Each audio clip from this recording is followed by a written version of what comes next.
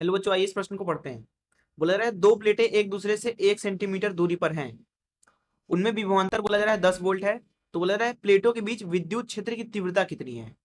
पहला ऑप्शन है 10 न्यूटन प्रति कूलम, दूसरा ऑप्शन है 500 न्यूटन प्रति कूलम, तीसरा ऑप्शन है 1000 न्यूटन प्रति कूलम, चौथा ऑप्शन है 250 न्यूटन प्रति कूलम।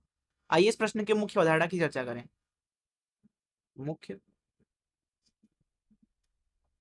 अवधारणा अवधारणा देखिए, मान लीजिए कहीं पे विद्युत क्षेत्र है इस तरीके से, नियत विद्युत क्षेत्र ई सदिश, और यहाँ पे मान लीजिए दो बिंदु हैं, ये पहला बिंदु ए, दूसरा बिंदु बी। अगर हम ए से बी पे जाते हैं इस तरीके से, मान लीजिए जो विस्थापन है वो डी सदिश है।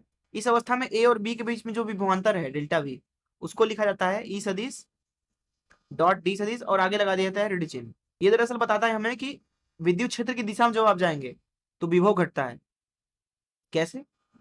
देखिए, जब आप विद्युत क्षेत्र की दिशा में जाएंगे तो डी जिधर है, ई सदिश भी उधर ही है, तो ई डॉट डी सदिश जो है ये पूरा धनात्मक आएगा, और ऋण चिन्ह आपने लगा दिया आगे, तो इसका मतलब डेल्टा वी क्या आ गया, ऋणात्मक आ गया। डेल्टा वी ऋणात्मक मतलब ये है कि वी ए ज्यादा है वीबी से, क्योंकि डेल्टा वी क्या होगा, वीबी ऋण वी ए। और अगर आप डेल्टा वी का परिमाण लिखना चाहते हैं केवल, उसको ऐसे लिख देते हैं। तो ये है यहाँ पे ए गुड़े ई गुड़े डी, जहां ई है विद्युत क्षेत्र का परिमाण, डी है विद्युत क्षेत्र की दिशा में जो हमने विस्थापन लिया है, करा है, उसका परिमाण। तो इस मुख्य उदाहरण चलिए प्रश्न को हल करते हैं। देखिए, प्रश्न में हमसे बोला जा रहा है कि दो प्लेटें हैं, तो ये पहली प्लेट मान लेते हैं और ये दूसरी प्लेट, ठीक है।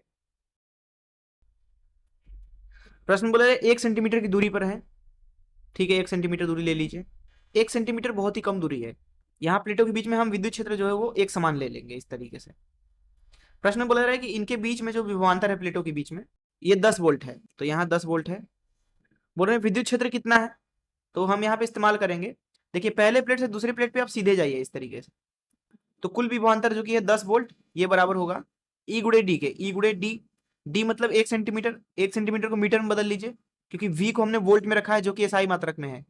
1 सेंटीमीटर 10⁻²मीटर, तो यहाँ से आपको विद्युत क्षेत्र का मान मिल रहा है 10/10⁻², अर्थात 1000 के बराबर। मात्रक हो जाएगा इसका, इधर देखिए वोल्ट था और इधर है मीटर, तो इसका मतलब हो जाएगा वोल्ट प्रति मीटर, ये हो जाएगा विद्युत क्षेत्र का मान। आइए देखते हैं कौन सा ऑप्शन सही है। यहाँ पे आप देख सकते हैं कि सी ऑप्शन सही है, न्यूटन प्रति कुलाम में दिया हुआ है, क्योंकि विद्युत क्षेत्र का एसआई मात्रक न्यूटन प्रति कुलाम भी होता है, तथा वोल्ट प्रति मीटर भी सही है, 1000 वोल्ट प्रति मीटर भी सही है। मैं आशा करता हूँ कि आपको इस प्रश्न का हल जरूर समझ में आया होगा। धन्यवाद।